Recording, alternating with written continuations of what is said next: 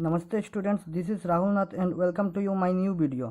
आज के वीडियो में हम लोग डिस्कस करेंगे अकाउंटेंसी के कुछ बेसिक टर्म्स के बारे में। इससे पहले आप लोग इस वीडियो को पॉज कर लीजिए और जो कॉपी में लिखा है वो अपने कॉपी में नोट डाउन कर लीजिए। तो दोस्तों, कैसे हैं आप लोग?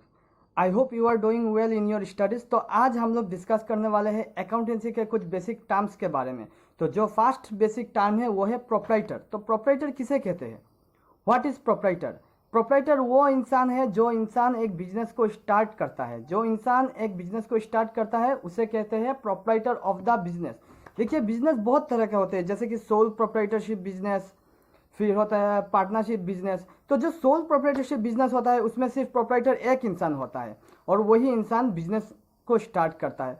और जो पार्टनरशिप बिजनेस होता है इसमें बहुत सारे पार्टनर्स हो सकते हैं, 2 हो सकते हैं, 3 हो सकते हैं, 4, 5, बहुत सारे पार्टनर हो सकते हैं। इसको कहते हैं पार्टनरशिप बिजनेस। ठीक है, अभी जो दूसरा टर्म है वो है एंटिटी। अभी एंटिटी क्या है? हम लोग जो बोलते हैं कि आइडेंटिफिकेशन, परिचय, वो है एंटिटी। एक बिजनेस हमेशा, एक बिजनेस का जो आइडेंटिटी होता है वो हमेशा अपने मेंबर्स से अलग होना चाहिए। अगर बिजनेस और मेंबर्स एक हो जाएगा तो नहीं होगा। इसलिए बिजनेस का एक अलग एंटिटी होता है, एक अलग आइडेंटिफिकेशन होता है और बिजनेस को एक अलग नाम से जाना जाता है। इसलिए हर एक बिजनेस का एक नाम देना जरूरी होता है। जैसे कि एग्जांपल हम लोग देख सकते हैं कि गुड लक, फिर बोल सकते हैं कि गुवाहाटी कॉमर्स कॉलेज। तो हर एक बिजनेस ऑर्गेनाइजेशन का या फिर हर एक ऑर्गेनाइजेशन का एक अलग सा नाम है और वो नाम उस ऑर्गेनाइजेशन को अपने जो मेंबर्स है उससे अलग करता है और वो अलग होना जरूरी है। इसलिए हम लोग बोलते हैं कि हर एक बिजनेस का एक नाम होना चाहिए और उसे कहते हैं एंटिटी। अभी capital, what is capital? Capital is the amount of money which is invested by the proprietor to start the business. मतलब कैपिटल वो पैसा है जो एक प्रोप्राइटर अपने बिजनेस को स्टार्ट करने में लगाता है। जो पहले बिजनेस को स्टार्ट करने में जो पैसा लगाया जाता है बिजनेस में, उसी को कहते हैं कैपिटल। अभी हम लोगों का नेक्स्ट टर्म आया ड्राइंग्स। ये ड्राइंग्स क्या है? जो बच्चे लोग जो आर्ट करते हैं वो वाला ड्राइंग्स है क्या? नहीं, ये वो वाला ड्राइंग्स नहीं है। ड्राइंग्स, हम लोग अकाउंटेंसी में ड्राइंग्स मतलब कुछ दूसरा चीज़ है। What is drawings? हम लोग अकाउंटेंसी में ड्राइंग्स मतलब ये है कि जो मनी प्रोप्राइटर बिजनेस से लेके जाता है घर पे, उसे ड्राइंग्स कहता है। मतलब कि बिजनेस चल रहा है, उस बिजनेस से अगर कुछ अमाउंट ऑफ मनी प्रोप्राइटर अपने पर्सनल काम के लिए यूज करता है तो उसे ड्राइंग्स कहते हैं। जैसे कि पकड़ लो, जो बिजनेसमैन है, जो बिजनेस कर रहा है, उसके लड़के को ट्यूशन फीस देना है और वो ट्यूशन फीस अपने बिजनेस के कैश बॉक्स से लेके दिया। ठीक है, तो वो हो गया ड्राइंग्स, क्योंकि वो जो पैसा यूज किया प्रोप्राइटर ने, वो बिजनेस पर्पस के लिए यूज नहीं किया, वो पैसा उसने यूज किया फॉर पर्सनल पर्पस। फिर insurance premium of life insurance policy. अभी देखो, insurance premium of life insurance policy ऐसे कुछ होगा कि देखो, लाइफ इंश्योरेंस जो होता है वो तो बिजनेस का नहीं होता है, वो प्रोप्राइटर का होगा या फिर प्रोप्राइटर का वाइफ का होगा या फिर किसी रिलेटिव का होगा, तो वो बिजनेस से रिलेटेड नहीं है। तो ऐसे कुछ पैसा अगर बिजनेसमैन बिजनेस से लेके जाके देगा तो वो होगा ड्राइंग्स, क्योंकि वो पैसा बिजनेसमैन अपने पर्सनल पर्पस के लिए यूज कर रहा है। समझ में आया?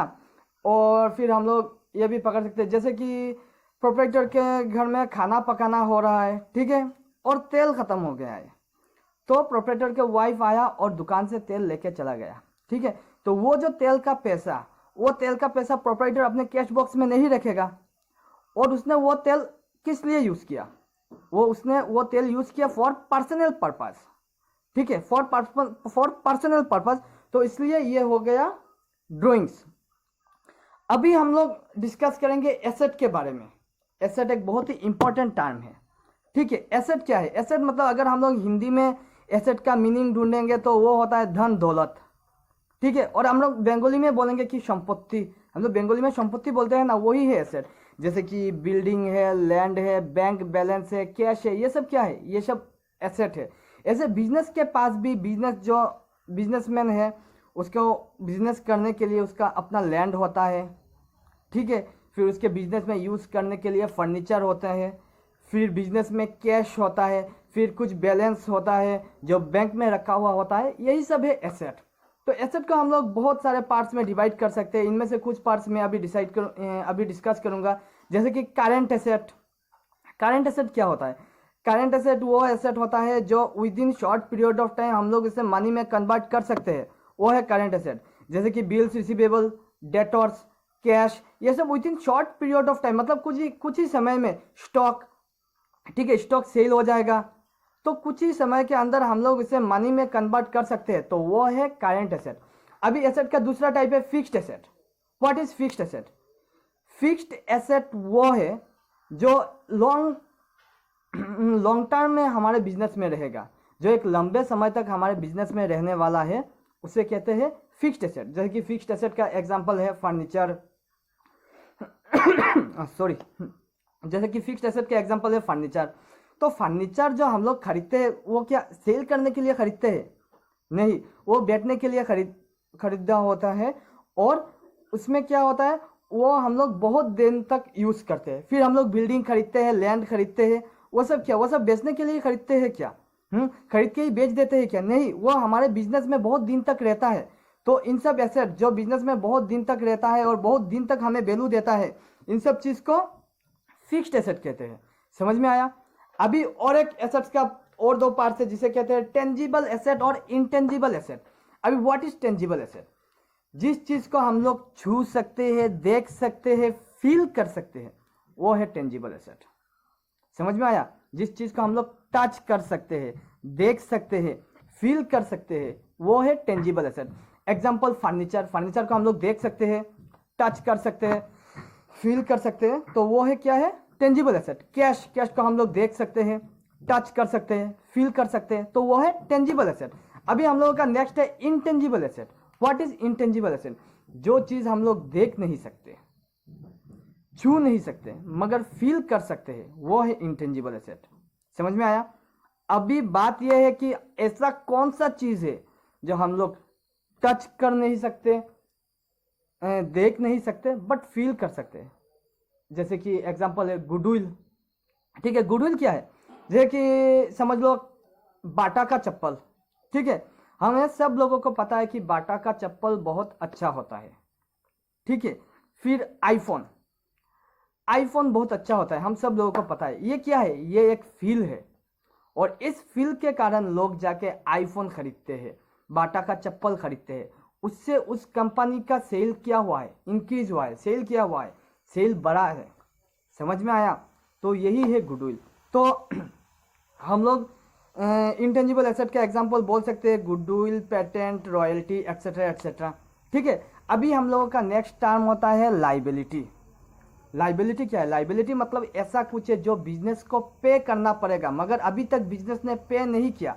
मतलब कुछ पैसा है जो बिजनेस को देना पड़ेगा, मगर अभी तक बिजनेस ने दिया नहीं, उसको कहते हैं लाइबिलिटी। लाइबिलिटी भी बहुत सारे हैं, जैसे कि ऑब्लिगेशन टू आउटसाइडर, फिर ऑब्लिगेशन टू ओनर्स।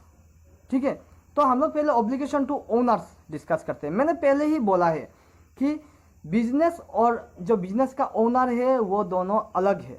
समझ में आया? बिजनेस और बिजनेस का ओनर दोनों अलग है। ठीक है, तो बिजनेसमैन ने, मतलब बिजनेस का ओनर ने बिजनेस स्टार्ट करने के लिए जो मनी दिया है, समझ में आया, वो क्या है? वो एक दिन बिजनेस को लौटाना पड़ेगा उसके मालिक को।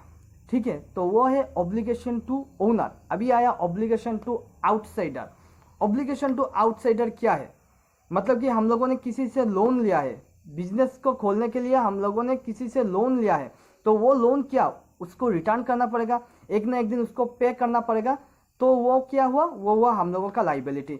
फिर हम लोगों ने क्रेडिट में, यानी हम लोग बोलते हैं ना कि बाकी, हाँ, तो किसी से कुछ खरीदा है क्रेडिट में, ठीक है, बाकी कुछ खरीदा है, तो क्या हुआ? तो उसे एक दिन ना एक दिन वो पेमेंट करना पड़ेगा, तो वो हुआ लाइबिलिटी।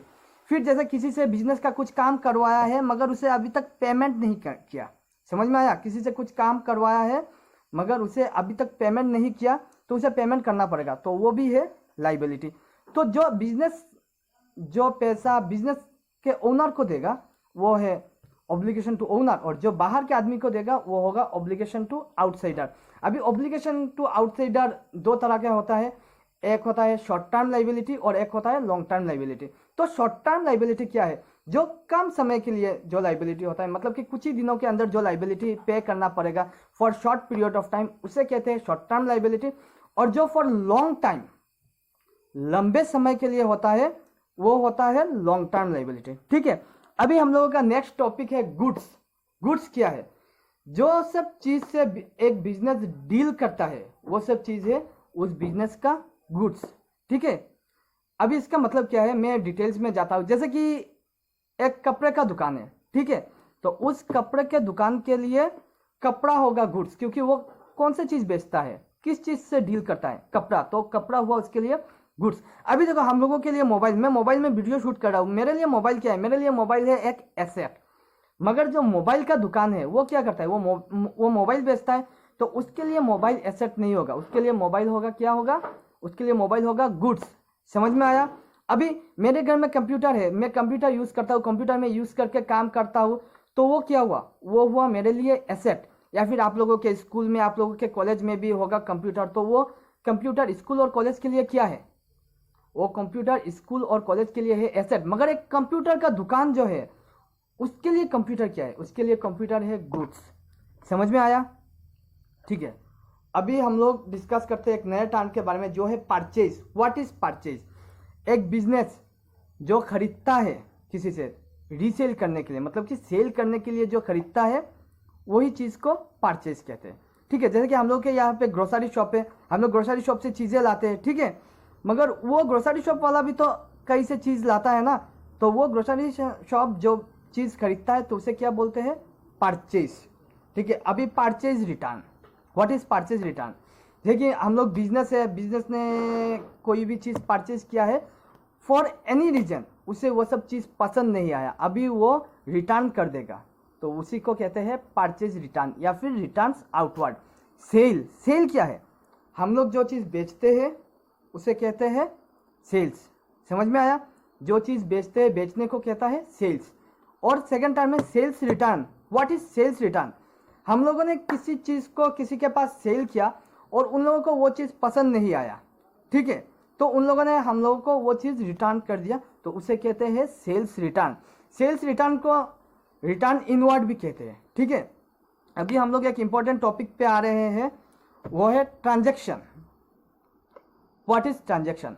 देखिए बिजनेस में बहुत सारा इवेंट होता है, ठीक है, इनमें से जो इवेंट मॉनिटरी इवेंट होता है, इवेंट मतलब घटना, बहुत सारी चीज़ें होता है एक दिन में, इनमें से जो चीज़ मॉनिटरी इवेंट होता है, मतलब कि जो चीज़ पैसे से रिलेटेड होता है, उसी को हम लोग बोलते हैं ट्रांजैक्शन। समझ में आया? What is business transaction? तो ठीक है, तो आज के लिए इतना ही। हम लोग नेक्स्ट वीडियो में और डिटेल्स में जाएंगे। और अभी तक मैंने फर्स्ट चैप्टर समझाना स्टार्ट नहीं किया, ये बस एक बेसिक टर्म्स है जो मैंने आप लोगों को समझाया है। ठीक है, अभी नेक्स्ट दिन हम लोग फर्स्ट चैप्टर स्टार्ट करेंगे। ठीक है, नमस्ते।